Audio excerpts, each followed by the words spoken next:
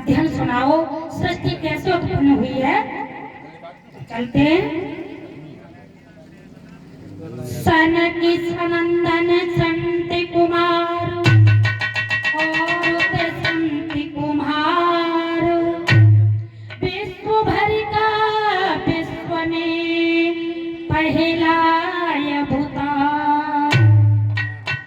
ब्रह्मा जी ने जिस समय रच डाला संसार, करन चाहा जगत का और अधिक विस्तार।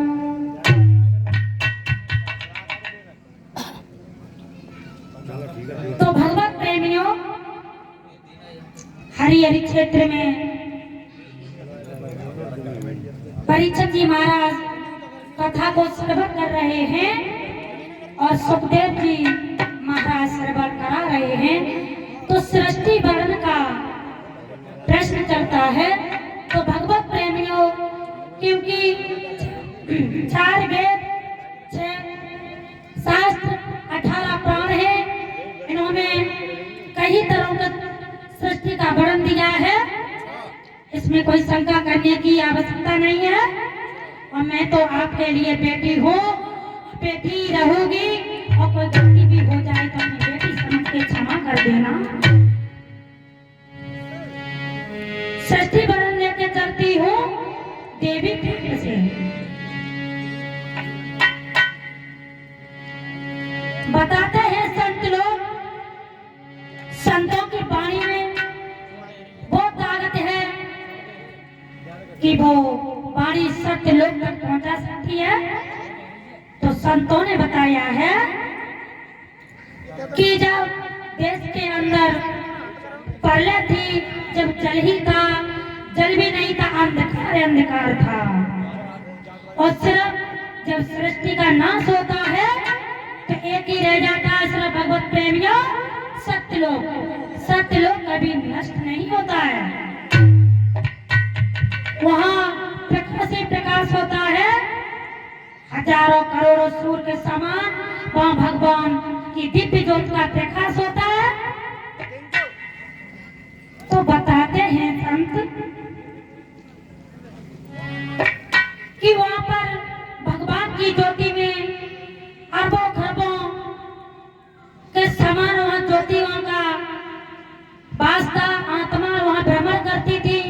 तो बताते हैं संत तो उस आत्मा से एक आत्मा की ये आवाज आई कि मैं अपना लोक अलग बसा सके।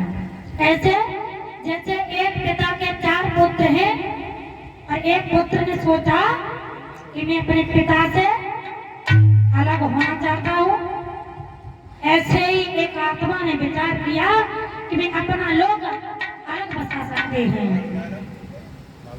तो वो आत्मा वहां से चली और उसने ब्रह्मलोक को बसा लिया, जिसे कहते हैं अक्षर पुरुष, ब्रह्म पुरुष, अलख निरंजन। इनके नाना भांत रूप हैं और नाना भांत इनके नाम है। जब वो ज्योति वहां से चली है, उसने अलग अपना लोक बसा लिया है। तो भगवत प्रेमियों, जब बेटा बाप से अलग होता है तो दौलत कुछ कम मिलती है। तो वैसे ही सत्य भगवान से जब अलग हुई जो ज्योति, उसका प्रकाश, उसका तेज कुछ कम हो गया। जब उसने अपना लोक अलग बसा लिया है तो उस लोक को बोलते हैं ब्रह्मलोक, पार ब्रह्मलोक बोलते हैं। जब पार ब्रह्मलोक बोलते हैं तो उनके अंदर कामना वासना उत्पन्न हुई, कहने लगे अपना लोक तो बसा लिया है मैंने, अब तो एक शक्ति की भी जरूरत है, क्योंकि पुरुष कभी गैर शक्ति के रह नहीं सकता है। ना तो फिर कहो आंधी मैया तो बुलाओ तो वहाँ पर तूफान मत बुलाइए, आंधी मैया। आदि शक्ति प्रकट हुई। तो बताते हैं, देवी प्राण से बताते हैं कि आदि शक्ति की कृपा से और पार ब्रह्म की कृपा से 3 देवों का प्रकट हुआ, जिन्हें बोलते हैं ब्रह्मा, विष्णु, महेश। माता और पार ब्रह्म उनके पिता।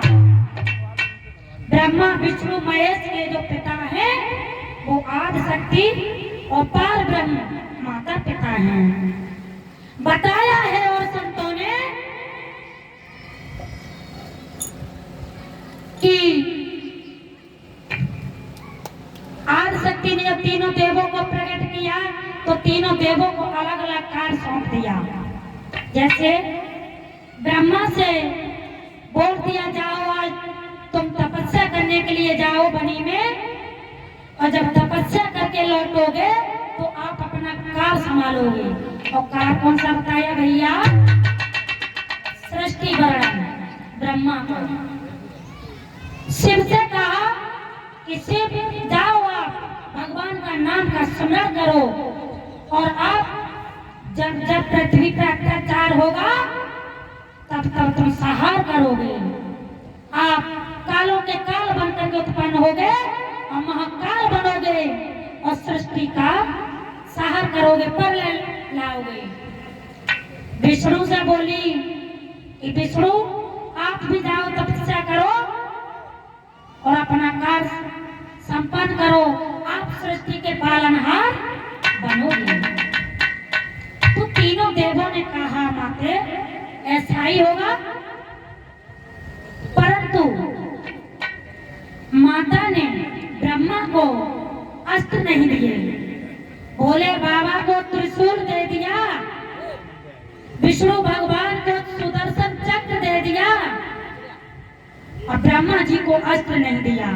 तो ब्रह्मा जी कहने लगे हे माँ आपके तो तीनों पुत्र हैं, परंतु ये भेदभाव कैसा है? माता बोली कैसी बेटा, मैं तो कभी पुत्रों पे भेदभाव करती ही नहीं हूँ, क्योंकि पुत्र कुपुत्र हो सकता है, माता कभी को माता नहीं हो सकती है। भगवत प्रेमियों, माता ने कहा हे पुत्र आप सृष्टि के पिता बनोगे तो आप अपने पुत्रों को प्राण दंड नहीं दोगे।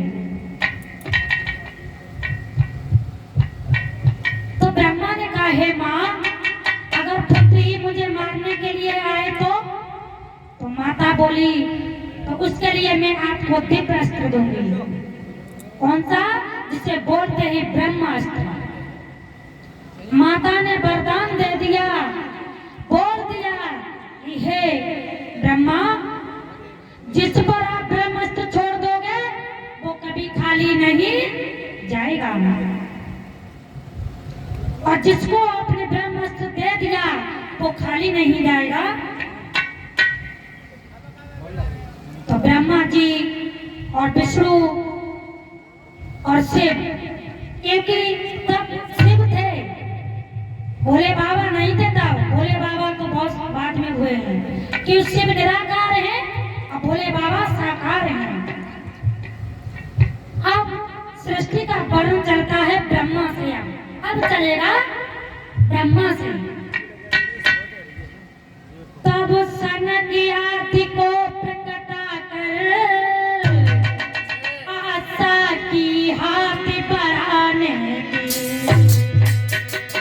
पर जन्म योग के मन पर माया न पड़ी समुदाय।